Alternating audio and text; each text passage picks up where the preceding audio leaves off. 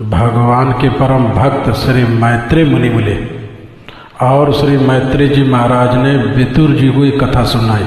3 संवाद चल रहा है। महाभारत युद्ध जब प्रारंभ होने वाला था तो विदुर जी ने विचार किया, इस युद्ध में मेरा रहना उचित नहीं होगा, क्योंकि यहाँ रहने पर कौरवों के पक्ष से मुझे बोलना पड़ेगा, कौरवों के पक्ष से मुझे युद्ध भी करना पड़ सकता है, और कौरवों का पक्ष अधर्म पक्ष है,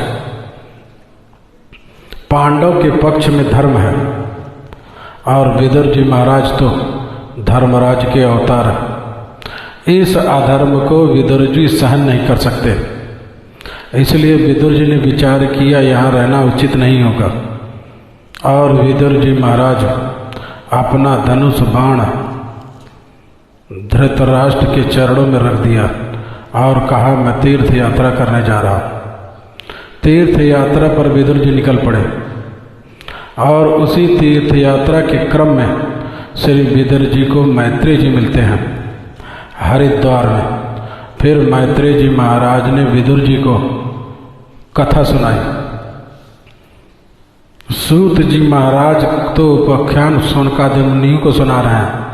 सूत जी कहते हैं, हे मुनियों, सुखदेव जी ने जो राजा परीक्षित को जो सुनाया वो मैं तुम्हें सुनाता हूँ।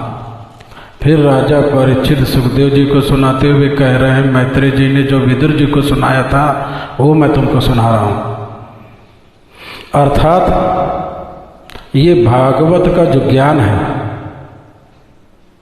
ये सुखदेव जी का अथवा सूत जी का अथवा वेदव्यास जी का मौलिक ज्ञान नहीं है।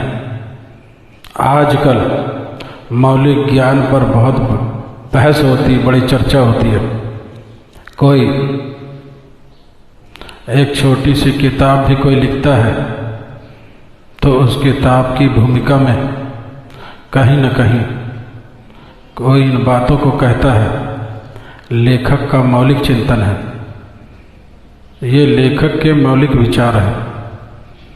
लेकिन हमारे सनातन धर्म में परिपाटी में ये जो भी ज्ञान विज्ञान है किसी का मौलिक विचार नहीं है। वेदव्यास जी ने जब कहते हैं तो ये कहते हैं, मैंने भगवान से जो ज्ञान प्राप्त किया वो मैं आपको बता रहा हूँ।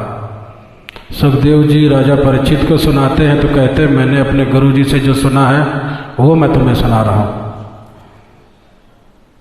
मैत्रेय जी ने जो विदुर जी को सुनाया वो मैं सुना रहा हूँ। सूत जी कहते हैं, हमने सुखदेव जी से जो सुना वो मैं आपको सुना रहा हूँ। अर्थात हमारे यहाँ पारंपरिक ज्ञान की महिमा है, मौलिक ज्ञान का कोई मूल्य नहीं है। पारंपरिक ज्ञान का मतलब जो ज्ञान अनादिकाल से परमात्मा से चलकर अविच्छिन्न परंपरा के द्वारा आज भी हमें प्राप्त हो रहा है। इस परंपरा से, गुरु परंपरा से, गुरु शिष्य परंपरा से अनादिकाल से वेद पुराण स्मृतियाँ इन सब विषयों का ज्ञान हमें प्राप्त होता है। इसीलिए हमारे यहाँ गुरु परंपरा की बहुत बड़ी महिमा है। गुरु के इस पवित्र परंपरा को हम प्रणाम करते हैं। वंदे गुरु परंपरा, गुरु की जो परंपरा चली आ रही है उस परंपरा को हम प्रणाम करते हैं। कारण परंपरा से जो ज्ञान प्राप्त होता है वही ज्ञान शुद्ध, परिशुद्ध और कल्याणप्रद होता है। इसी को दूसरे शब्दों में संप्रदाय भी कहते हैं। आजकल संप्रदाय शब्द बड़ा भ्रामक हो गया है। लोग कहते हैं महाराज बड़े सांप्रदायिक हैं, ये संप्रदायवादी हैं, ये संप्रदायवाद फैलाते हैं। लेकिन आपको बतावें, हमारे यहाँ जितना ज्ञान विज्ञान है सब संप्रदाय से ही प्राप्त हुआ है। संप्रदाय का मतलब होता है सम्यक ज्ञानम प्रदद्याति इति संप्रदाय। जो सम्यक ज्ञान प्रदान करता है उस परंपरा को संप्रदाय कहते हैं। इसीलिए यह सब ज्ञान संप्रदाय परंपरा से ही प्राप्त होते हैं। सबके अपने अपने संप्रदाय, उन संप्रदाय के पूर्वाचार्यों से वह ज्ञान अनादिकाल से चला आ रहा है और सब कुछ हमारे यहाँ अनादि माना गया है। ऐसा नहीं है किसी काल में कोई चीज़ बनी है, ये बात अलग है। आज का विज्ञान विकासवाद पर आधारित है और कहता है सब चीज़ का विकास हुआ है धीरे धीरे। विकासवाद के सिद्धांत को मानने वाले कहते हैं भाषा का भी विकास हुआ। पहले लोग बोलना नहीं जानते थे और फिर भाषा को विकसित किया, भाषा में हम आदान प्रदान शुरू हुआ।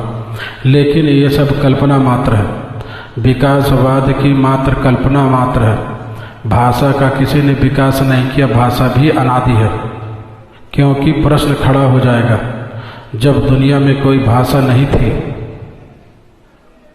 तो जब भाषा का विकास किया तो किस भाषा में उस भाषा को सिखाया, प्रश्न ये खड़ा होता है। जो विज्ञान कहता है, आज के विचार कहते हैं भाषाओं का विकास हुआ, एक एक वस्तुओं का मनुष्यों ने नामकरण किया, फिर उसी नाम से उस वस्तु में व्यवहृत होने लगी, व्यवहार में आने लगी। तो ये प्रश्न ये खड़ा होगा, आम को आम कहते हैं, ये बात बताने के लिए किस भाषा का प्रयोग किया होगा। प्रारंभ काल में बिना किसी भाषा के हम दूसरी भाषा का ज्ञान नहीं दे पाते, नियम है। आज भी किसी दूसरी भाषा को सीखना हो तो प्रारंभ में किसी एक भाषा के माध्यम से ही उस भाषा को सीखते हैं। तो उसी प्रकार से ये जितनी बातें हैं विकासवाद की, ये थोथी कल्पनाएं मात्र हैं, क्योंकि तर्क की कसौटी पर इन्हें कसा जाए तो सब निरर्थक और व्यर्थ सिद्ध होते हैं। इसलिए हमारे ऋषि मुनियों ने माना सब ज्ञान विज्ञान के मूल भगवान हैं और भगवान से ही सारी परंपराएं चली हैं। भगवान ने ही उस शब्द विज्ञान, भाषा का ज्ञान, शब्दों का ज्ञान ब्रह्मा को दिया, ब्रह्मा ने अपने पुत्र को दिया, उन्होंने अपने पुत्रों को दिया। इस प्रकार से वो ज्ञान विज्ञान परंपरा से अनादिकाल से चला है। ऐसा वो जो ज्ञान है वेदों का ज्ञान, वही तत्व ज्ञान पौराणिक भाषाओं में पुराणों के माध्यम से वेद व्यास जी ने प्रस्तुत किया। इसका भी कारण है। कारण ये है, ज्ञान के मूल जो वेद हैं वो अनादि और नित्य हैं और वेदों का कोई रचयिता नहीं है। आज इस बात को लोग मानते हैं, ईसा से हजारों वर्ष पूर्व वेद लिखा गया, ऋग्वेद ये पहले लिखा गया, फिर अमुक वेद लिखा गया। लेकिन सत्यता ये है, वेद का लेखन किसी ने नहीं किया, वेद किसी की रचना नहीं है।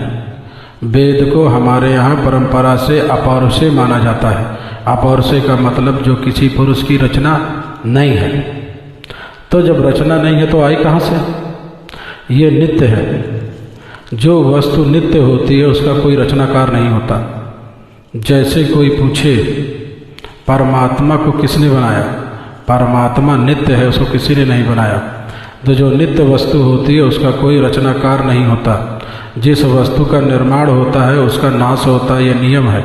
जो वस्तु उत्पन्न होती है वो विनष्ट होती है और जो वस्तु उत्पन्न नहीं होती अपितु सदा से ही विद्यमान है, उसका कभी नाश नहीं होता, ये सिद्धांत है। तो भगवान कहते हैं, इसलिए भगवान नित्य है। ज्ञान है भगवान का, वह ज्ञान भी नित्य है, क्योंकि भगवान अनादिकाल से और भगवान के अंदर जो ज्ञान है वह ज्ञान नित्य। वही ज्ञान भगवान ने ब्रह्मा जी को दिया, वही ज्ञान जो शब्द रूप में व्यक्त हुआ, क्योंकि दुनिया में कोई भी विज्ञान बिना शब्द के व्यक्त नहीं हो सकता। कुछ भी हम ज्ञान की बात कहेंगे तो शब्द में ही व्यक्त करना पड़ेगा।